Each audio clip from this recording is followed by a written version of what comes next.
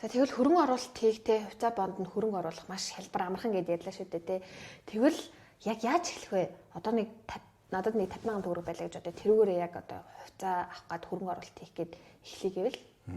Одоо ерөөсөө маш амархан. Одоо ерөөсөө бүх юм л гар утас руу орчод байна те. Интернетээр гар утасныхаа аппликейшнийг татаж аваад манай Stock Cloud дээр одоо аппликейшнаараа дансаа нээгээл тэгэл хөрөнгө оруулчихлаа. За заавал одоо 50,000 төгрөг гээд авах шаардлага байхгүй. 500 төгрөг байхад л одоо хувьцаа авч эхлэх боломжтой. Тэгээд тэр хувьцаа нь одоо магадгүй 2 хоногийн дараа 600 болж болно. Эсвэл магадгүй 400 ч болж магадгүй. Тэгэхээр нөгөө ханшин ингээд өсөж буурчдаг болохоор зуршилтай болох нь чухал тий.